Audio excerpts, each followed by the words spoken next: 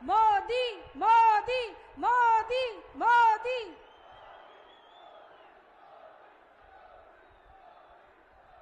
राधे राधे। भारत माता की, भारत माता की। मैं ब्रज क्षेत्र के सभी देवी देवताओं को श्रद्धा पूर्वक प्रणाम करता हूं। मैं आज आपके पास विशेष रूप से आया हूं। मैं पहले भी आता हूं, आता रहा हूं, जहां जहां पहुंच सकता हूं पहुंचता हूं। लेकिन पहले जब मैं आता था तो कुछ देने के लिए आता था, कुछ लेकर के आता था, कोई योजना लेकर के आता था, किसी के उद्घाटन के लिए आता था। लेकिन आज मैं आपसे देने के लिए नहीं, मांगने के लिए आया हूं।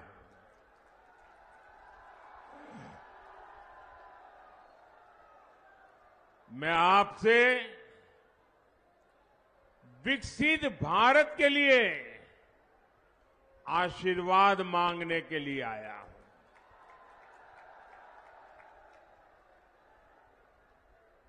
आप मुझे बताइए, अगर भारत विकसित होता है तो आपका भला होगा कि नहीं होगा? भारत विकसित होता है तो आपके परिवार का भला होगा कि नहीं होगा? भारत विकसित होगा तो आपके बच्चों का भला होगा कि नहीं होगा?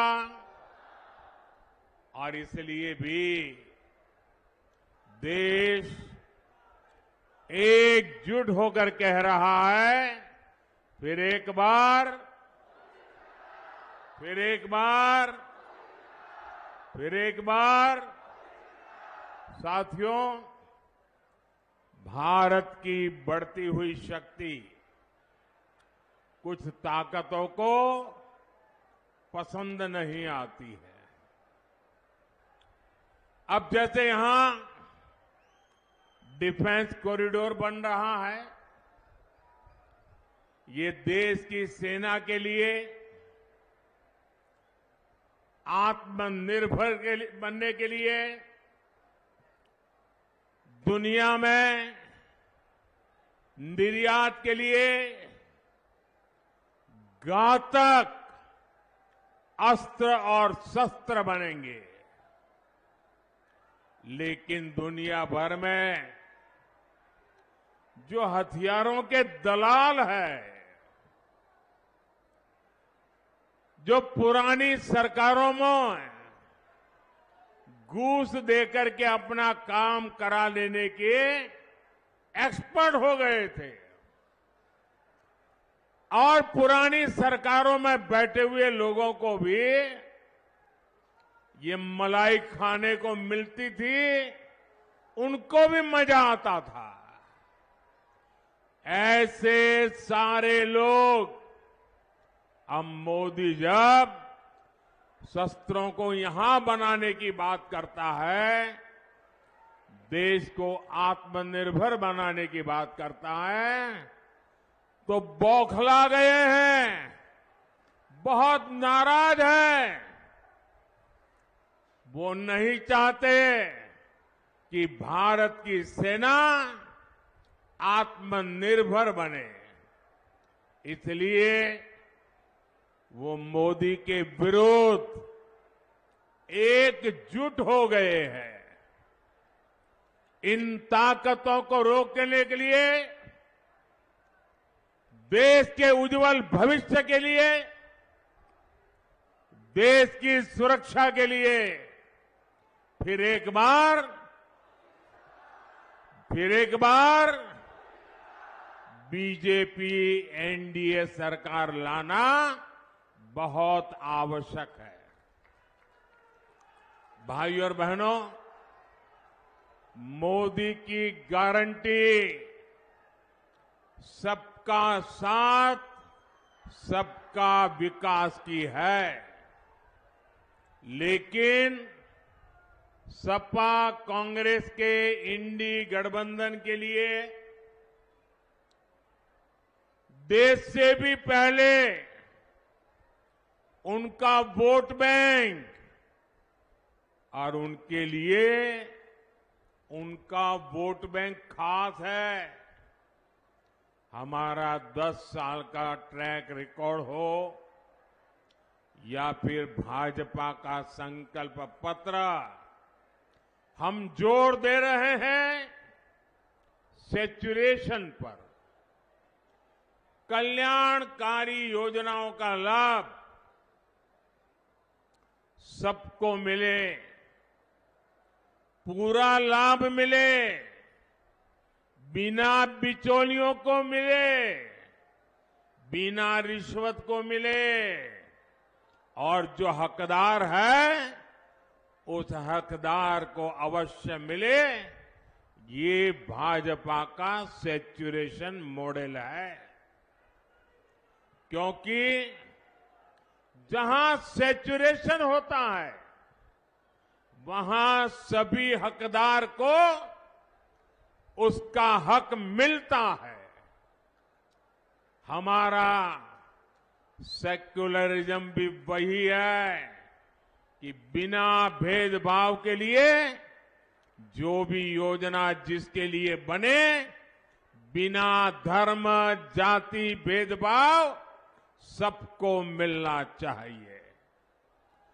सच्चा सामाजिक न्याय भी यही है, जब आप बिना भेदभाव, बिना अपने पराए, बिना रिश्वतखोरी सबका हक पूरा करते हैं, तो इससे बड़ा सामाजिक न्याय क्या हो सकता है। और आपने देखा होगा, फ्री राशन हो, मुफ्त इलाज हो, पक्का घर हो, टॉयलेट बनाना हो, नल से जल देना हो, ये सारे लाभ हर लाभार्थी को मिले, बिना भेदभाव को मिले, ये मोदी की गारंटी है। अच्छा, मेरा एक काम करोगे? करोगे? सब लोग अगर हाथ ऊपर कर बताओगे तो मैं बताऊंगा। करोगे? पक्का करोगे? देखिए, मैं दिन रात मेहनत तो करता हूं, और यहां उत्तर प्रदेश में मेरी हर योजना को नीचे ले जाने में योगी जी भी रात दिन मेहनत करते हैं। उनकी पूरी सरकार मेहनत करती है। फिर भी जब आप गांव में जाएंगे, इलाके में जाएंगे, सोसाइटी में जाएंगे, हो सकता है दो चार लोग ऐसे मिल जाए जिनको अब तक ये योजना नहीं पहुंची है। तो मेरा एक काम करेंगे, जिनकी योजना नहीं पहुंची है उनकी सूची बनाना और उनको कहना कि मोदी जी ने आगरा में आए थे, गारंटी दी है कि जिनका बाकी रह गया है तीसरे टर्म में उसका भी पूरा हो जाएगा। ये बता देंगे।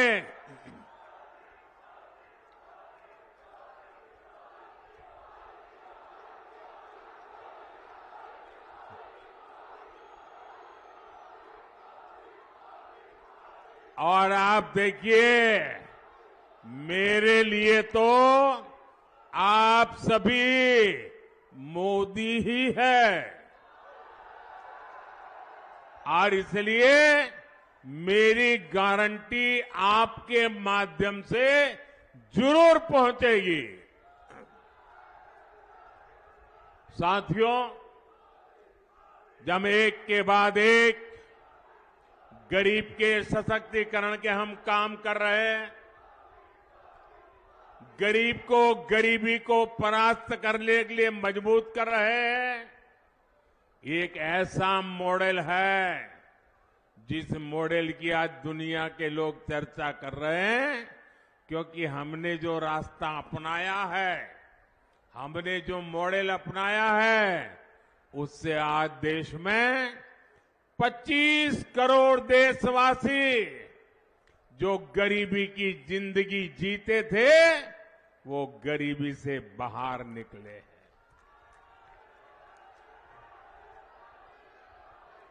साथियों, मोदी हमारे देश में हमने तुष्टीकरण की राजनीति बहुत देखी है। तुष्टीकरण की राजनीति ने के देश को टुकड़े टुकड़ों में बांट के रख दिया है। तुष्टीकरण की राजनीति ने सच्चे और ईमानदारों के हक को डुबोया है और इसलिए अब मोदी तुष्टीकरण को समाप्त करके संतुष्टीकरण की ओर आगे बढ़ रहा है। हमारा रास्ता तुष्टीकरण का नहीं है, हमारा रास्ता संतुष्टीकरण का है।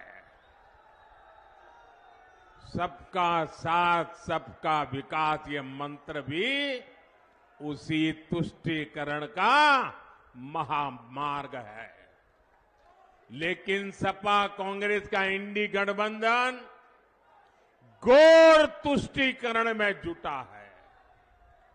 24 के चुनाव में कांग्रेस ने जो मैनिफेस्टो जारी किया है, उस पर 100%, और ये मैंने पहले ही दिन कहा था, आज नहीं कह रहा हूं, कांग्रेस के इस बार के मैनिफेस्टो पर 100% मुस्लिम लीग का थप्पा लगा हुआ है, मुस्लिम लीग की छाप है।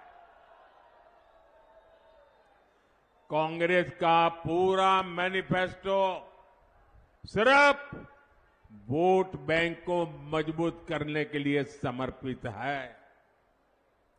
हमारा मैनिफेस्टो देश को मजबूत करने के लिए समर्पित है। साथियों, आजादी के बाद से ही ये स्पष्ट हो गया है कि भारत में धर्म के आधार पर कभी भी आरक्षण नहीं दिया जाएगा। ये संविधान सभा में चर्चा करने के बाद तय हुआ है।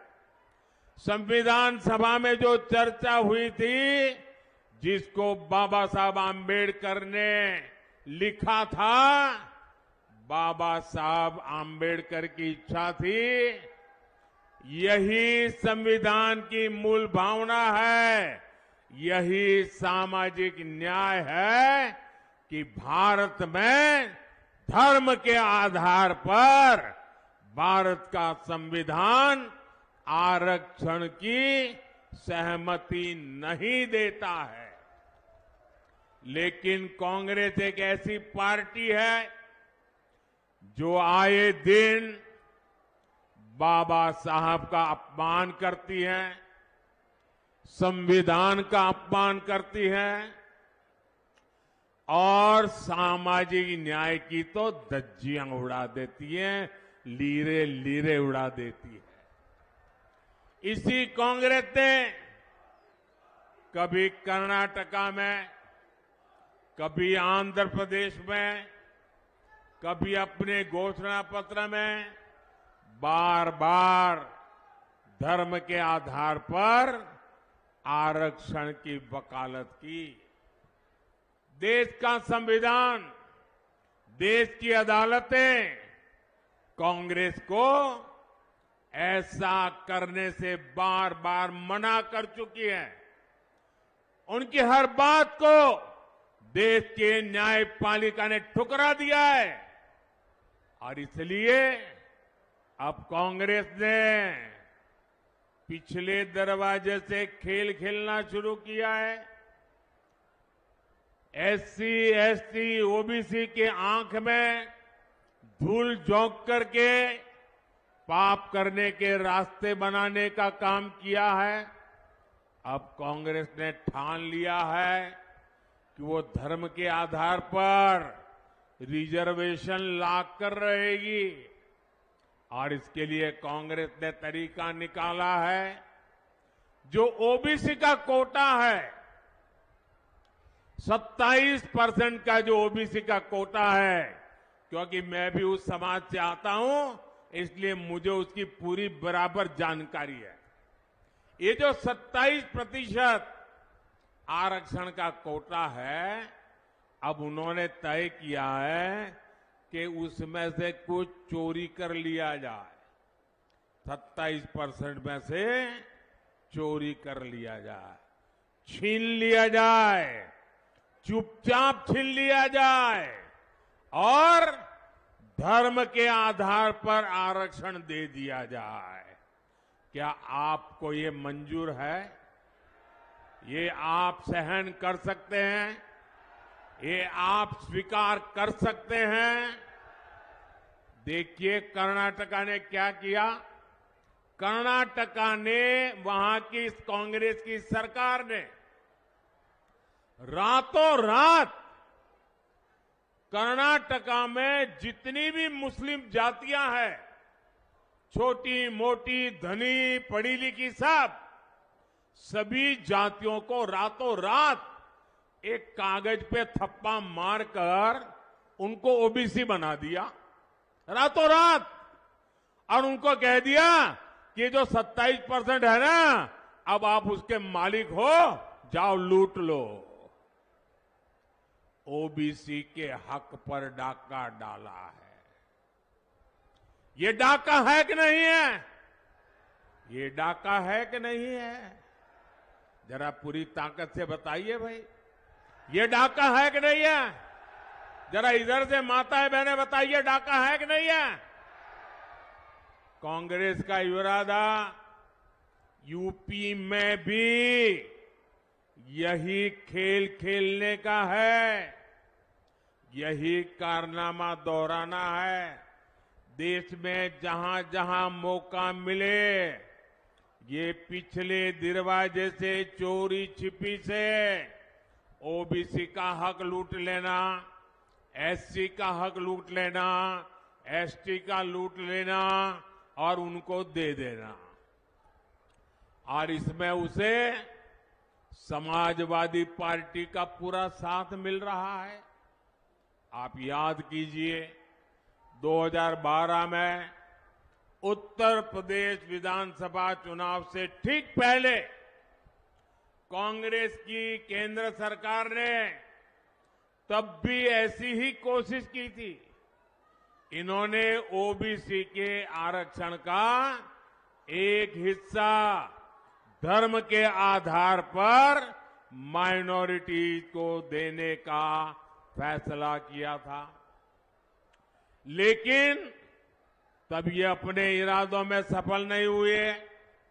यूपी के लोगों को और विशेषकर ओबीसी समुदाय को कांग्रेस और सपा का ये खतरनाक खेल, कांग्रेस और सपा का ये खतरनाक खेल, ये मेरे ओबीसी भाइयों बहनों को समझना पड़ेगा।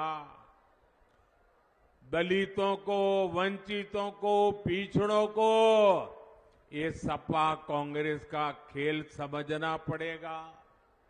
यहां यूपी में हमारे कुर्मी, मौर्य, कुशवाहा, यादव, जाट, गुजर, राजभर, तेली, पाल, ऐसी अनेक ओबीसी जातियां हैं, उनका हक है, भारत के संविधान के अनुसार हक है, तो इनसे छीनकर समाजवादी पार्टी और कांग्रेस अपने चहेते वोट बैंक को देना चाहते हैं।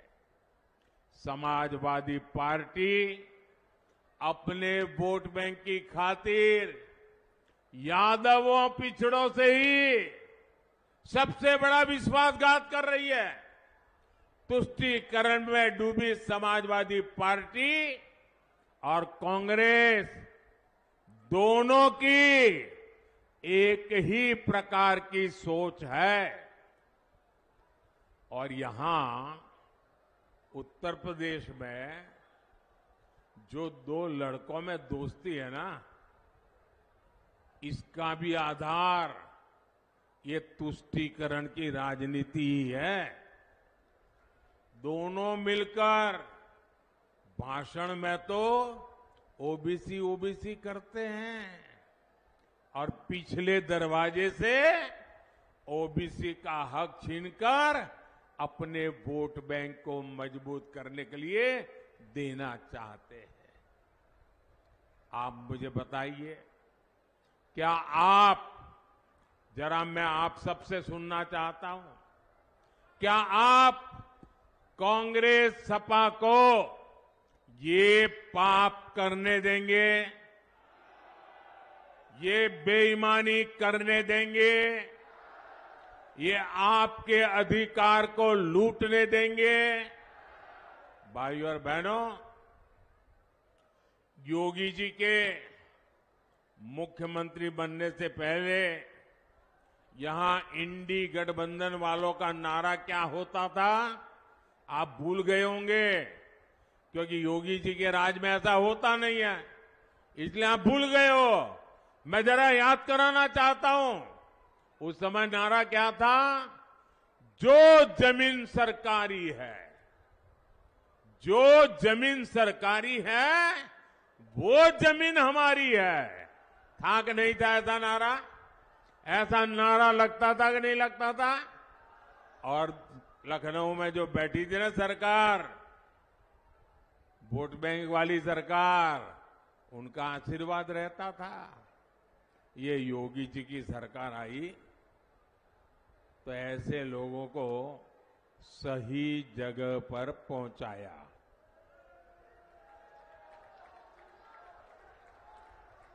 लेकिन साथियों, अब कांग्रेस और इंडी गठबंधन वालों का नया प्लान सामने आया है। और ये नया प्लान क्या है, ये याद रखेंगे आप लोग? घर घर पहुंचाएंगे नया प्लान। जरा इधर से आवाज आए, पहुंचाएंगे? पीछे से आवाज आए, पहुंचाएंगे? जो दूर दूर है वो भी जरा बताए, पहुंचाएंगे? इनका जो नया प्लान है, याद रखना, कांग्रेस की लूट, कांग्रेस की लूट जिंदगी के साथ भी, जिंदगी के बाद भी। अब बोलेंगे आप लोग?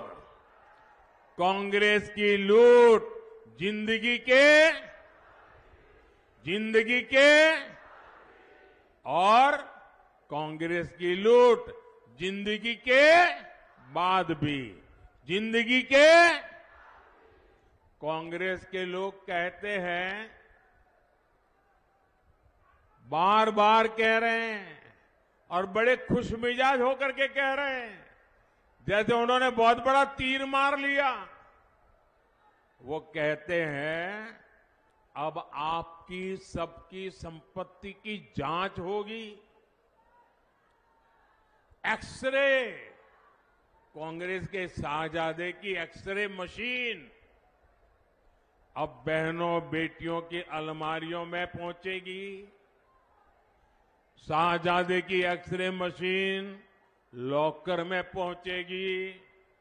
अरे किसी गरीब मां ने कुछ अपनी बेटी के लिए बचा करके रख करके जवार बाजरे के डिब्बे में रखा है ना, तो उनकी एक्सरे वहां भी पहुंचेगी। इन्होंने मंगलसूत्र दबा के रखा है, तो वहां भी इनकी एक्सरे पहुंचेगी। और थोड़ा बहुत जहर गहना जो रखा होगा, ये सपा कांग्रेस की सरकार आई तो उस पर डाका डालेगी, कब्जा करेगी। ये उन्होंने घोषणा की है, ये मैं नहीं कह रहा हूं, उनके बड़े बड़े दिग्गज कह रहे हैं, खुद शाहजादे कह रहे हैं। क्या आप, हमारी माताएं बहनें, जरा मुझे बताइए, आपके पास जो स्त्री धन है, आपके पास जो मंगलसूत्र है, क्या ये आप किसी को लेने देंगे? किसी सरकार को लेने देंगे? देश की कोई माता बहना लेने देगी? अरे सर कटवा देगी, लेकिन वो कभी नहीं देगी, ये इनको मालूम नहीं है।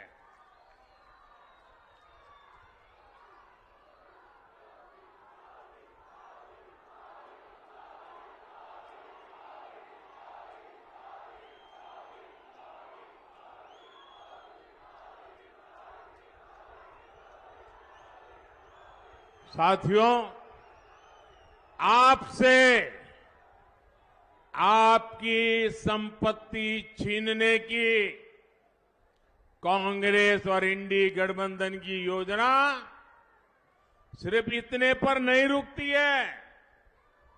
अब कांग्रेस सपा वाले इंडी गठबंधन का कहना है कि वो आपकी विरासत पर भी लूट करेंगे। आपकी विरासत का मतलब है, दादा दादी ने जो मेहनत करके बचा के बेटे को दिया है, आपके पिता ने मेहनत करके कुछ बचा करके आपके लिए रखा है।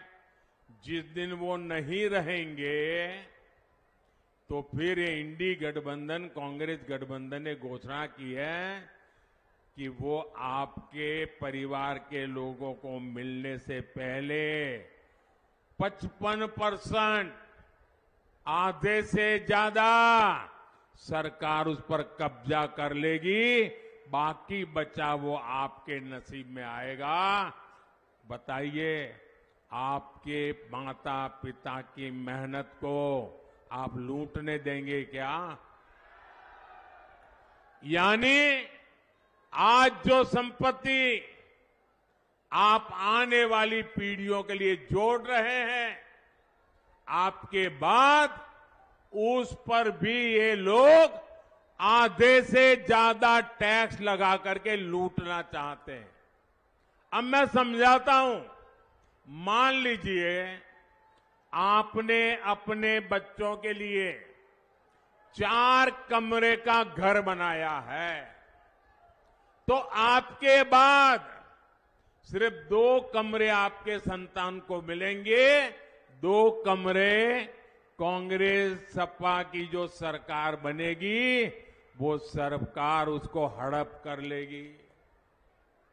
मान लीजिए आपके पास 10 बीघा खेत है, तो 5 बीघा ही आपके बच्चों को मिलेगा, बाकी कांग्रेस सपा की जो सरकार है वो हड़प कर लेगी। आप अपनी संपत्ति क्या कांग्रेस सपा के भ्रष्ट पंजे के हाथ में जाने देंगे? जरा पूरी ताकत से बनाइए, मुद्दा बड़ा गंभीर बनता जा रहा है। जाने देंगे? आपको गुस्सा आ रहा है कि नहीं आ रहा है? साथियों, एससी, एसटी, ओबीसी के हक पर डाका डालने और बहनों के मंगलसूत्र पर नजर डालने से पहले जरा इंडी गठबंधन वालों, ये दीवार पर लिखा हुआ पढ़ लो और कान खोलकर सुन लो। जब तक मोदी जिंदा है,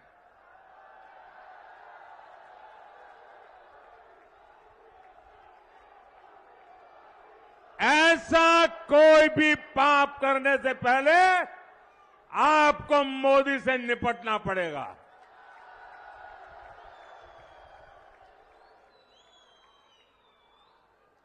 हमारा संकल्प है, जो भ्रष्टाचारी है उनकी जांच होगी। जिन्होंने गरीबों को लूटा है, वो लूट का पैसा गरीबों को वापस मिलेगा। ये जो भ्रष्टाचारी है, इनके पास जो लूट का पैसा है निकल रहा है, जो बंगले गाड़ियां जब्त हो रही हैं, ये जनता को कैसे लौटाया जाए, इस पर मोदी तेजी से काम कर रहा है, रास्ता खोज रहा है।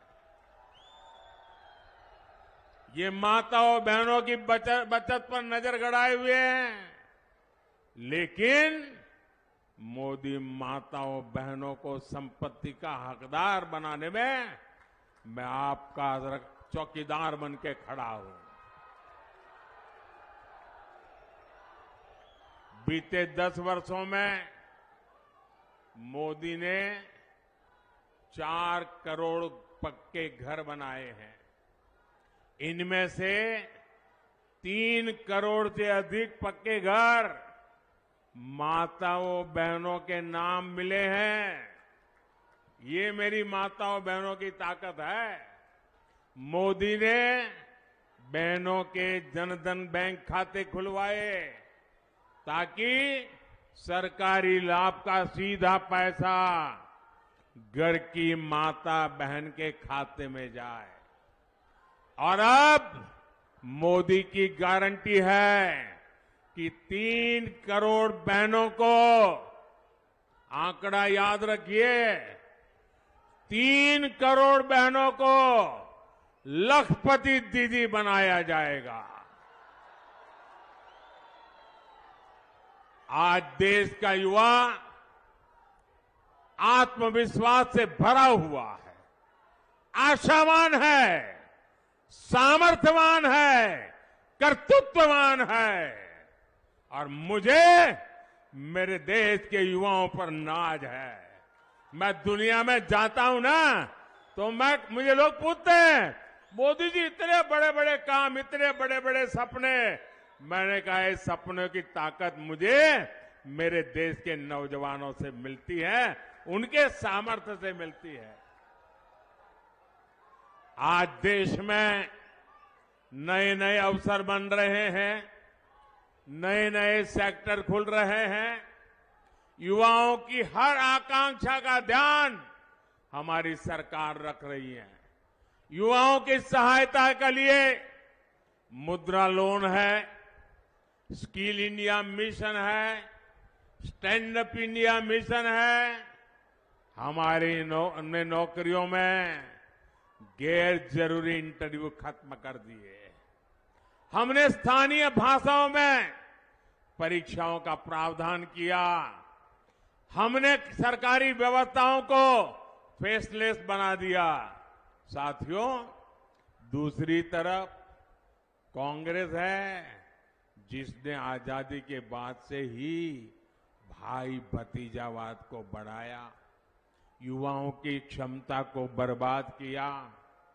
अभी इसका ताजा प्रमाण मिला है, आप जरा सुनिए और लोगों को बताइए। शायद आज आपने अखबारों में भी पढ़ा होगा। ताजा प्रमाण मिला है।